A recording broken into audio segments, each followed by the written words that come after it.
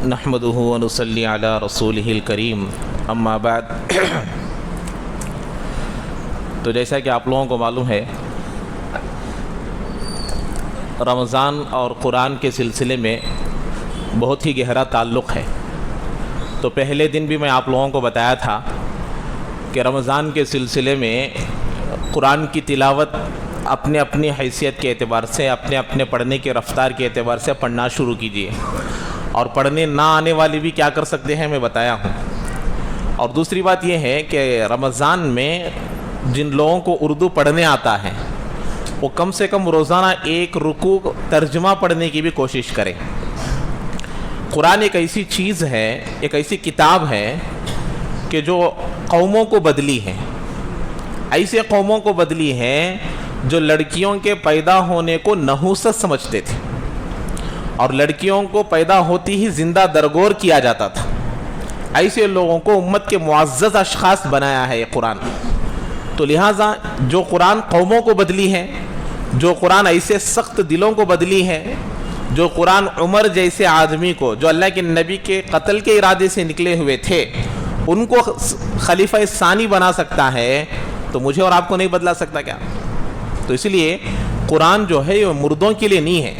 آج ہمارے نزدیک ایک عقیدہ بیٹھ گیا ہے کہ قرآن ثواب کے لیے پڑھی جانے والی کتاب ہے، مرے ہوئے لوگوں پر پڑھنے کی کتاب ہے، گھر کے اوپننگ پر پڑھنے کی کتاب ہے، دکان کے اوپننگ پر پڑھنے کی کتاب ہے، برکت کی کتاب ہے۔ نہیں، یہ سب چیزیں جو ہے سیکنڈری ہے، پرائمری اصل اس کا مقصد ہے آب حیات ہے، زندے لوگوں کے لیے اس میں ہدایت ہے، ہدی للناس۔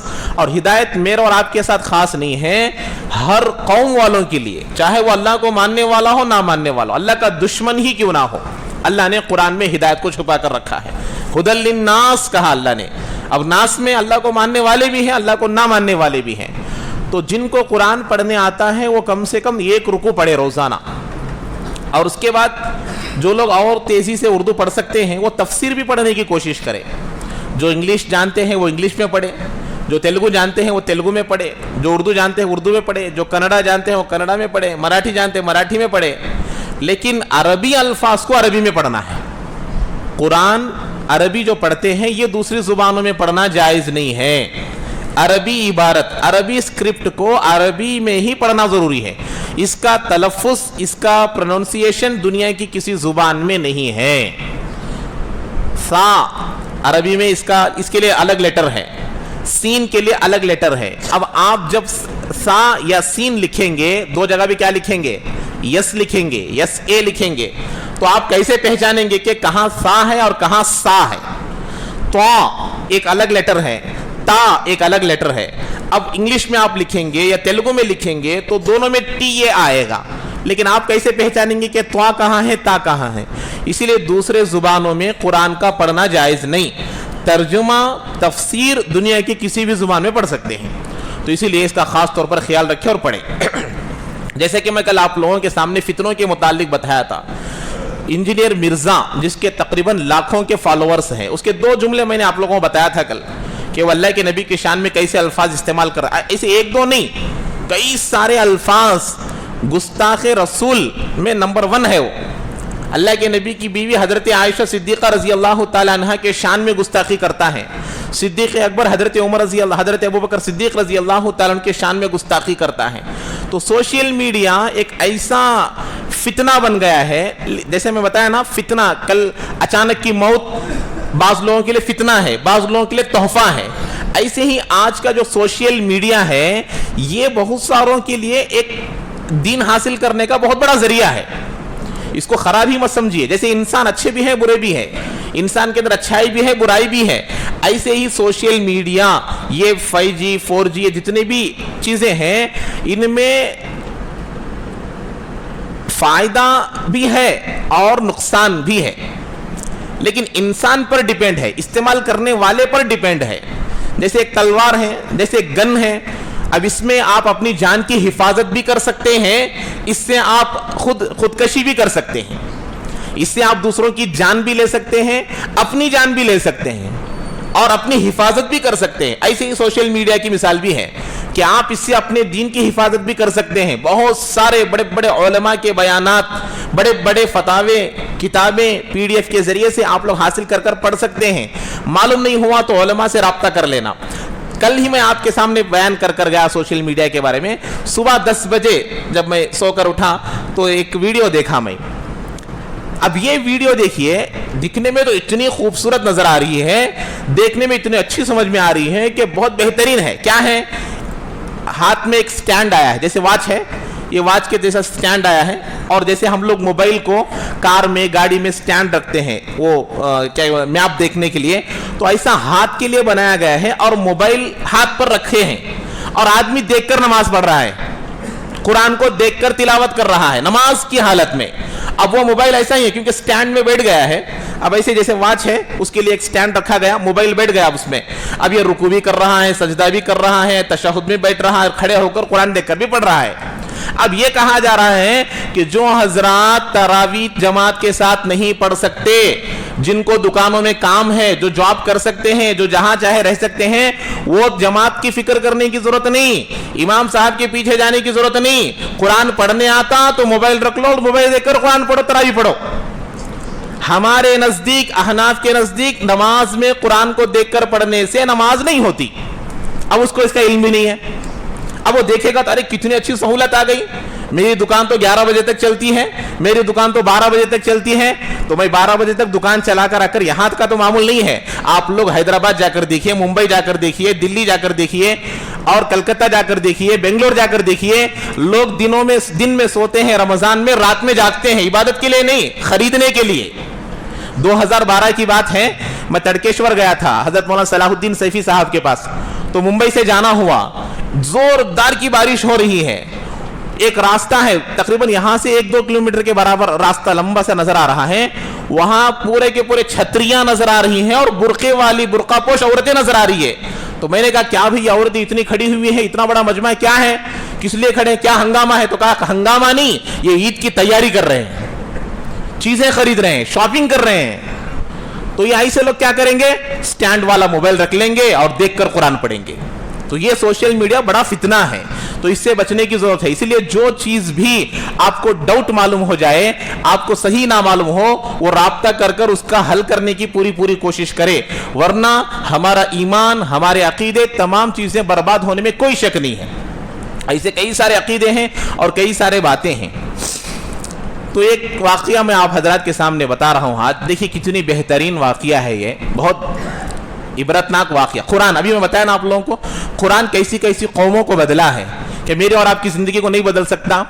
तो यहाँ एक वाकया बयान किया जा रहा, खलीफा बगदाद हारून रशीद के दरबारी हकीमों में एक नसरानी तबीब था। उसके पास हारून रशीद रहमतुल्लाह बहुत बड़े अल्लाह वाले भी थे, तो उनके पास एक हकीम था, डॉक्टर था। उसने उनके पास ये बहुत इज्जत हासिल कर चुका था। तो वहां पर इसने कहा, एक अल्लाह वाले थे वहां पर जिनका नाम अली बिन हुसैन बिन वाकिद रहमतुल्लाह अलैह है, उनके सामने कहा, आप लोग कुरान का इतना चर्चा करते हो, कुरान की इतनी तारीफ करते हो, कुरान के बारे में इतना बोलते हो कि दुनिया की तमाम बेहतरीन किताबों में किताब है, लेकिन तुम्हारे कुरान में तिब के बारे में, यानी डॉक्टरी के बारे में कोई बात नहीं है, सेहत के बारे में कोई बात नहीं है। अगर सेहत के बारे में, तिब के बारे में अगर कोई बात तुम्हारे कुरान में है तो बताओ मुझे। हालांकि दुनिया में सबसे बेहतरीन इल्म दो है, एक इल्मुल अदियान, दूसरा इल्मुल अबदान। दीन का इल्म, जितने आसमानी अदियान आए हैं, समाविया दीन आए हैं, वो दीन की बातें कुरान में रहना जरूरी। ईसाई है, यहूदियत है, इस्लाम है, इन तमाम चीजों का बयान तो है। अबदान, अपने जिस्मों को सही तरीके से रखने के बारे में, अरे भाई सेहतमंद रहेगा तो इबादत करेगा, सेहतमंद रहेगा तो जिहाद में जाएगा, सेहतमंद रहेगा तो दीन का काम करेगा। सेहत के बारे में कुरान में कहां है, मुझे बताओ। सेहत के बारे में अगर है तो मालूम हुआ कुरान मुकम्मल नहीं है, कुरान नाकिस है। तो इस तरीके से एतराज करने लगा वो ईसाई। तो उस वक्त अली बिन हुसैन ने उसका जवाब दिया, खुशी के साथ, मसरत के साथ, मुस्कुराते हुए कहा, अरे अल्लाह के बंदे, पूरा कुरान तो छोड़, अल्लाह ने पूरे तिब का, पूरे सेहत का खुलासा पूरी आयत नहीं, आधी आयत में बयान किया है। कितनी आयत में? आधी आयत में। क्या आयत? कुलू वशरबू वला तुसरिफू, खाओ पियो इसराफ ना करो, खाओ पियो इसराफ ना करो, वेस्ट ना करो। हम समझते हैं वेस्ट करने का मतलब پھینکنا, ویسٹ کرنے کا مطلب بچانا, ویسٹ کرنے کا مطلب رات کو رکھ کر خراب ہو جانا نہیں, ویسٹ کا مطلب یہ بھی ہے کہ ضرورت سے زیادہ کھانا.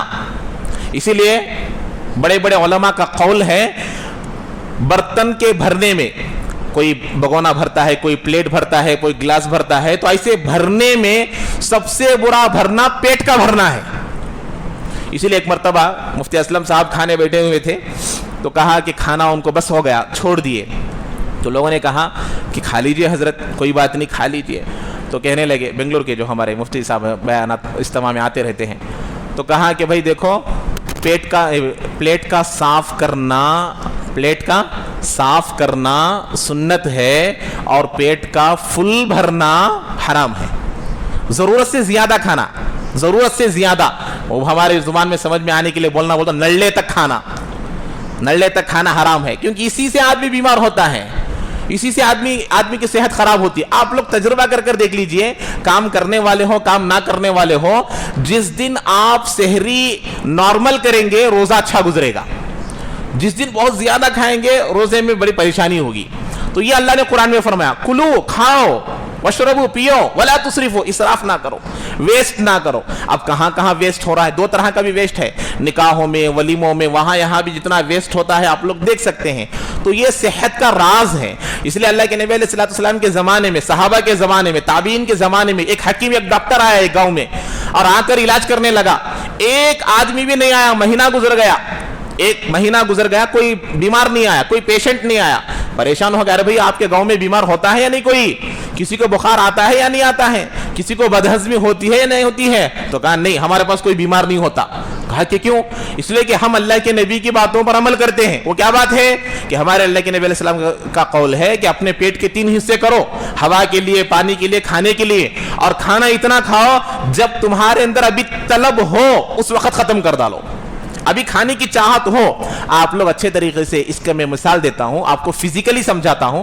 کبھی بسا اوقات گھر میں یا جماعت میں گئے, اس وقت میں آپ لوگ دیکھے ہوں گے, کھانا کم پڑ گیا, کھانا کھا لیا, کھانا کھانے کے بعد کھانا کم پڑ گیا. اب دل چاہ رہا ہے کہ ابھی کھاؤں, لیکن پکانا ہے. تو آپ نے اپنی بیوی کو کہا کہ کھانا پکاؤ اور مجھے کھانا ہے. آپ غور کر دیکھیے, آپ اس مرتبہ کر بھی دیکھیے عید کے بعد چاہے, تو ضرور اس میں آپ لوگ 100% اس بات کو صحیح سمجھیں گے, صحیح ثابت ہوگی. جب کھانا پک جائے گا تو آپ کا پیٹ بھر گیا ہوگا. اس وقت کھانے کی چاہت اتنی نہیں ہوگی جتنا کھانا کھا کر کم پڑنے کے بعد تھی. کیوں؟ اس لیے کہ ہاضمہ ہو کر آپ کا پیٹ فل ہو گیا ہے. اس سے پہلے آپ کا وہ کھانا جو ہے ہاضمہ نہیں ہوا تھا, ڈائجیشن ابھی شروع نہیں ہوا تھا, اسی لیے کھانے کی چاہت تھی. جیسے ہی آپ نے گیپ دیا, وہ ڈائجیشن پورا ہو کر, ہضم ہو کر, اب اس کے کھانے میں آپ کے پیٹ کے لیے برابر ہو گیا. اب اس کے بعد بیوی لا کر رکھنے پر بھی چاہت نہیں رہتی, لیکن مجبوراً کھا لینا پڑتا. یہ صحت بگڑنے کی ایک وجہ ہے. تو اسی لیے ایک تو یہ بات بتائی, اور اس کے بعد اس نے پھر یہ کہا کہ چلو قرآن میں تو ہے, اللہ کے نبی کی کوئی بات بتاؤ طب کے بارے میں, صحت کے بارے میں, ہیلتھ کے بارے میں. تو انہوں نے کہا بھئی اللہ کے نبی کی بھی میں ایک حدیث, اللہ کے نبی کے تو کئی سارے حدیثیں ہیں, میں یہ ایک حدیث تم کو سناتا ہوں, سنو. اللہ کے نبی نے فرمایا, المعدۃ بیت الدواء والحمیدۃ رأس کل دواء وعوذوا کل جسم معتاد. کتنا بہترین جملہ اللہ کے نبی نے فرمایا. اللہ کے نبی فرماتے ہیں معدہ تمام بیماریوں کی جڑ ہے. معدہ, یہ جو ہمارا پیٹ ہے نا, یہ تمام بیماریوں کا گھر ہے, جڑ ہے. اسی سے آدمی کی صحت میں بگاڑ آتا ہے. اس لیے آپ لوگ حکیموں کے پاس جائیے, 3 چیزیں بولتے ہیں وہ, گرمی زیادہ ہو گئی, سردی زیادہ ہو گئی, اور بلغم. ان تینوں کو ہی آج الگ الگ نام دے دیا گیا. اور ایک چیز کچھ بولے تھے, اتنا یاد نہیں, 4 چیزیں. حکیم صاحبوں کے پاس جائیے, یہی صحت کا راز ہے. اندر گرمی زیادہ ہو جانے سے, اندر سردی زیادہ ہو جانے سے, اور بلغم زیادہ ہو جانے سے, اور ایک کوئی چیز ہے. ان 4 چیزوں کو ہی آپ کو تھائرائیڈ نام دے دیا گیا, بی پی نام دے دیا گیا, شوگر نام دے دیا گیا. یہ اگر آدمی پہچان لے کہ میرے اندر گرمی زیادہ ہے یا سردی زیادہ ہے, سردی زیادہ ہو گئی تو گرمی کی چیزوں کو کھانا, گرمی زیادہ ہو گئی تو سردی کی چیزوں کو کھانا. سب سے بڑا اس کا حل, اپنے سر کو نہانے کے بعد فوری طور پر سکھانا. عورتوں کی بیمار ہونے کی سب سے بڑی وجہ, औरतें अपने सरों को सही तौर पर नहीं सुखाते, ये हेयर ड्रायर वगैरह से आप सुखाएंगे, इससे कोई सेहत नहीं मिलेगी। आप लोगों को, औरतों को ये बात बताइए कि सूरज की रोशनी में सर को सुखाए, पर्दे के इंतजाम के साथ अपने घरों के ऊपर जाकर सर सुखाए, जब देखिए सेहत कैसी रहती है। आज औरतें क्या करती है, और वो भी दीनदार औरतों पर बड़ी परेशानी होती है, घर में इंतजाम नहीं रहता सूरज के पास जाने की, नहाते हैं, पटका बांध लेते हैं, स्कार्फ डाल लेते हैं, बस अब बाल सूखते नहीं है, फैन के नीचे बैठ जाते हैं, फैन के नीचे बैठने से और सर्दी बढ़ती है। तो ये तमाम चीजें समझने की है और मालूम करने की है। बहरहाल और एक वाकया था, वक्त हो गया है, कल बताऊंगा इंशाल्लाह। उसके बाद देखिए क़ियामत के निशानियों में से मिन अशराति साअति अल-फुहशु वत-तफहुशु वक़तिअतुर रहमी व तुख़व्विनुल अमीन व इतिमानुल ख़ाइन। अल्लाह के नबी सल्लल्लाहु अलैहि वसल्लम ने फरमाया क़ियामत की खास अलामात में से है बदकारी, बदजुबानी, क़ता रहमी, अमानतदार को खियानतकार समझना और खाइन को, खियानतदार को अमानतदार समझा जाएगा। ये क़ियामत की निशानियों में से एक निशानी है। सबसे पहली निशानी ये बताई गई, बदकारी आम होगी, जिना आम होगा। आज आपने देखा, मैं आज तक एक हदीस आप लोगों ने भी दाऊद व तबलीग में सुना होगा, एक ऐसा जमाना आएगा कि लोग, उस वक्त अल्लाह वाला वो आदमी कहलाएगा कि खुले तौर पर एक लड़का लड़की जिना करते होंगे रास्ते पर, उस वक्त कोई आदमी ये कहेगा कि थोड़ा बाजू जाकर कर लेते तो अच्छा होता। अब तक मैं इस हदीस की सनद नहीं देखा था, लेकिन सुना हूं, सनद नहीं देखा था, आज सनद मिल गई, मुस्तदरक में हदीस मौजूद है। अल्लाह के नबी ने फरमाया क़ियामत के करीब एक ऐसा जमाना आएगा कि लोग बदकारी रास्तों में करेंगे। उस वक्त का अल्लाह वाला वो होगा जो उन लोगों से ये कहेगा कि थोड़ा बाजू जाकर करो। आज वो जमाना पैदा हो गया और वलदुज़ जिना की कसरत होगी, जिना से पैदा होने वाले बच्चे ज्यादा हो जाएंगे। तलाक होने के बाद मियाँ बीवी बनकर रहे हैं, या फिर अपनी भांजी से निकाह कर लिए हैं, जिससे निकाह नहीं होता उससे निकाह कर लिए, ये भी वलदुज़ जिना है, ये जिना के बच्चे हैं। तो ये भी, इनकी भी कसरत हो जाएगी क़ियामत के करीब में। और इसी तरीके से फरमाते हैं व तख़व्वीनुल अमीन व क़तिअतुर रहम, रिश्तों को तोड़ना आम हो जाएगा, छोटी छोटी बातों पर रिश्तों को तोड़ दिया जाएगा। रहम अल्लाह के नाम से निकली है, रिश्तेदारी को अरबी में रहम कहते हैं। ये रहम को जब अल्लाह ने पैदा किया, रिश्तेदारी को जब पैदा किया, अर्श को पकड़कर कहने लगी, ऐ अल्लाह मैं नाजुक हूं, जो मुझे जोड़े तू उसको जोड़, और जो मुझे तोड़े तू उसको तोड़ दे। इसीलिए जरूरी है रिश्तेदारों को निभाना सीखना है। रिश्तेदारी को निभाना जिसके अंदर आ गया वो बहुत आसान हो जाए। रिश्तेदारी को संभालने का भी एक वाकया था आज बोलने का, वो कल बोलूंगा। रिश्तेदारी के सिलसिले में कितनी बेहतरीन एक नसीहत की गई है, वो कल बयान करूंगा इंशाअल्लाह। और आप लोगों को मालूम है, दुनिया में आप लोगों ने देखा है, जानवरों के साथ भी अल्लाह के नबी ने भलाई का हुक्म, भलाई करने का हुक्म दिए हैं, दिए नहीं दिए भाई। अर्राहिमून यरहमुहुर रहमान इरहमु मन फिल अर्द यरहमकुम मन फिस समा, ये अल्लाह के नबी की हदीस मुबारक है। जमीन पर रहने वालों पर तुम रहम करो, आसमान वाला तुम पर रहम करेगा। कुत्ते को पानी पिलाने से, बिल्ली को पानी पिलाने से कितने बड़े बड़े इनामात मिले। तो गैरों के साथ भी अच्छाई का मामला करना, मुसलमानों के साथ भी अच्छाई का मामला करना, रिश्तेदारों का मामला तो और करीब है, इनके साथ बुराई का मामला करने पर क्या सजा मिलेगी। रिश्तों को तोड़ना नहीं, रिश्तों को जोड़ना है। इसीलिए कभी भी रिश्तों को, आज हमारे जुमले कैसे हो गए हैं, मरे तो भी नहीं आता, जनाजे को भी नहीं आता, तेरे तू है तक तेरे घर में कदम नहीं रखता, ये जुमले ऐसे हैं जिनसे ईमान खतरे में आ जाता है। इसीलिए इससे बचना जरूरी। ये भी क़ियामत के करीब ज्यादा हो जाएगा। रिश्ते, आपस के रिश्ते बहुत टूटने लगेंगे, खत्म होने लगेंगे। और उसके बाद फरमाते हैं अमानतदार को खियानतदार समझा जाएगा और खाइन को, खियानतदार को अमानतदार समझा जाएगा। ये भी आम हो जाएगा क़ियामत के करीब। तशरीह का वक्त नहीं है, तो ये बात भी आप लोग जहन में रख लेनी चाहिए। उसके बाद जो आवाम में बहुत तौर पर क्या कहते हैं, गलत मसाइल जो रिवाज है उसके बारे में बता रहा हूँ। लोग समझते हैं इस्तिंजा को जाने के बाद, पेशाब पाखाने से फारिग होने के बाद जो पानी बचा रहता है, उस पानी से वजू करना नाजायज समझते हैं। हर एक के अंदर यही ख्याल रहेगा। अब कोई कहे नल में पानी नहीं आ रहा, बाहर पानी नहीं है, तो वॉशरूम के बकेट में जो पानी है वो लेकर वजू कर लो बोले तो कौन तो भी तैयार होते नहीं होते, आम तौर पर नहीं हो। अरे वॉशरूम का पानी इस्तेमाल करना, अरे भाई वो पाक है, इसीलिए तो तहारत के लिए इस्तेमाल कर रहे हैं, इसीलिए तो अपने इस्तिंजा के लिए इस्तेमाल कर रहे हैं। अगर नापाक है तो आपको इस्तिंजा करना भी जायज नहीं है, इस्तिंजा के लिए भी जायज नहीं। इसीलिए जब भी हम लोग अपने वॉशरूम में जाए तो इस बात का ख्याल रहे कि अपने छींटे वो बगीट में नहीं गिरना।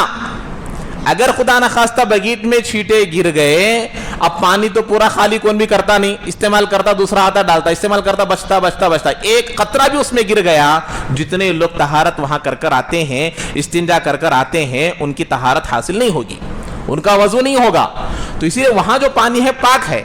अगर कभी ऐसी हाजत आ जाए कि आपको उस पानी से वजू करने की जरूरत पड़ जाए तो कर सकते हैं, उसमें कोई हरज नहीं है। यहाँ अवाम में जो गलतियां हैं उसको सुधारा जा रहा है। इसी तरीके से ट्रेन में आप लोग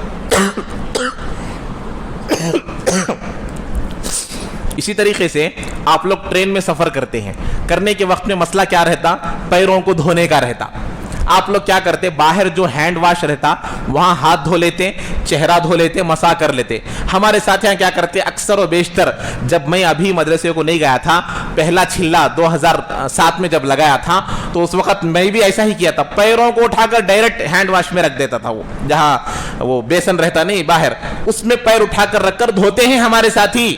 देखने वालों को इतना खराब दिखता, ये बिहेवियर नहीं, मिसबिहेव है, तो इससे लोगों के अंदर बुरा असर पड़ेगा। अरे भाई ये मुसलमान कौम ऐसी है, ये गलत है, ऐसा मत कीजिए। आप लोग क्या करना, वॉशरूम से फारिग होने के बाद वॉशरूम के अंदर पैर धोकर आ जाइए।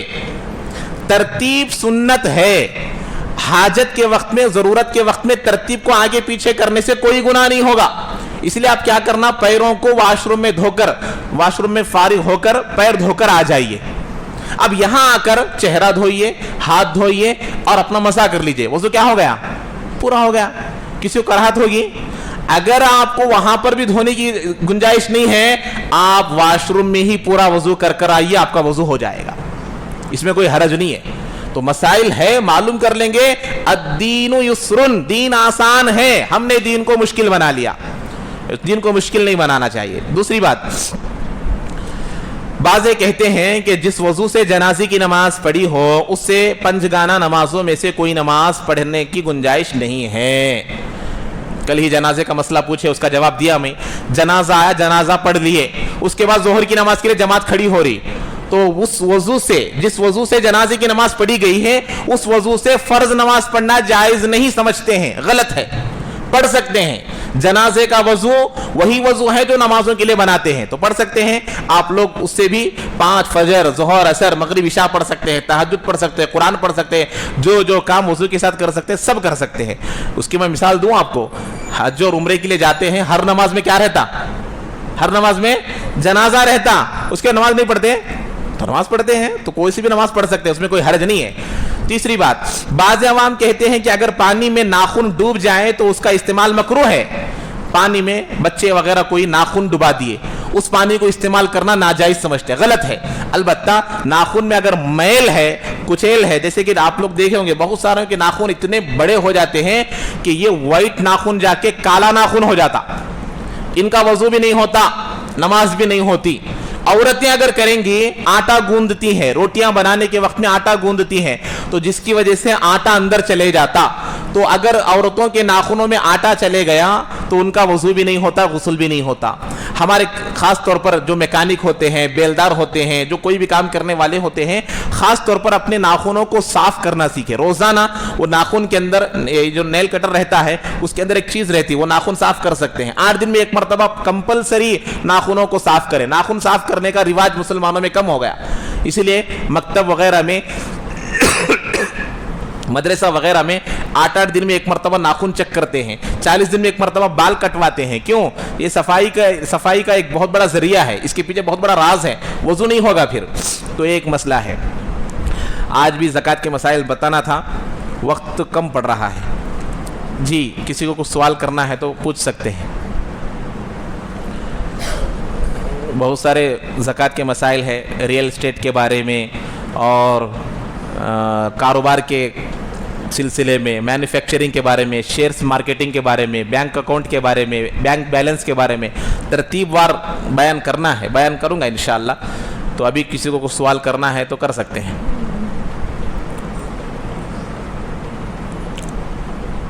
ٹھیک ہے. تو جیسا کہ میں بتایا آپ لوگوں کو، ہمارے مدرسے والے بھی آئے ہیں تو میں بھی ساتھ میں آیا ہوں. تو آپ لوگوں سے گزارش ہے کہ ہمارا جو مدرسہ ہے الحمدللہ 2 سال سے چل رہا. 2 سال میں تقریباً 12 سال سے 70-80 سال کی عمر کے پورے 300 لوگ پڑھے ہیں. 40 دن کا کورس، زیادہ نہیں، 2-3 سال کا کورس نہیں ہے، صرف 40 دن کا کورس. جلسے میں ہمارے متولی صاحب آئے تھے، پوری کارگزاری سنے ہیں. آپ لوگوں کو معلوم ہے کہ قریوں میں رہنے والی عورتیں، ایسی عورتیں آ کر پڑھ کر گئی ہیں جن سے دین کا کوئی تعلق نہیں تھا. روزہ کیا چیز ہے نہیں معلوم تھا، اللہ کون ہے نہیں معلوم تھا، رسول کون ہے معلوم نہیں تھا. جب 40 دن آ کر بن کر گئے تو ان کی زندگیاں بن گئی. اور ایسے لڑکیاں پڑھ کر گئی ہیں، جوان لڑکیاں جن کا دوسروں کے ساتھ جانا اور جا کر نکاح ہونا طے تھا، غیروں کے ساتھ. سید خاندان کی لڑکیاں ملی ہیں دوسروں کے ساتھ بھاگنے کے لیے، کل جانے کے لیے تیار تھے. آج کے دن اللہ والے اللہ کے فضل سے ان کو پکڑ لیا، آ کر مدرسے میں داخلہ لیے، توبہ استغفار کر کر تہجد گزار بن کر گئے ہیں. تو اسی لیے مختصر ہے لیکن بہت کارآمد ہے، فائدہ مند ہے. تو اس میں آپ لوگوں کے تعاون ہوگا تو اس میں آپ لوگوں کا بھی حصہ ہوگا. تو میں نے جیسے کہ بتایا آپ لوگوں کو، یہ جو ہمارا جو بل ہے اس میں QR کوڈ بھی رکھ دیا گیا ہے. جو لوگ ابھی پیسے نہیں لائے ہیں یا بعد میں دینا چاہتے ہیں وہ رسید حاصل کر کر جائے. فون نمبر بھی اس میں لکھنے کا ہے، لکھ دے. اور آپ لوگ جیسے ہی اس میں دوسرا نمبر، اس میں 5 نمبر لکھے ہوئے ہیں، اس میں دوسرا نمبر میرا ہی نمبر ہے تو جس میں آخر میں 219 ہے، تو آپ اس پر واٹس ایپ پر اپنا اسکرین شاٹ بھیج دیں گے تو آپ کو اس کا تصدیق کر لی جائے گی. اللہ تعالی ہم تمام کو عمل کی توفیق نصیب فرمائے.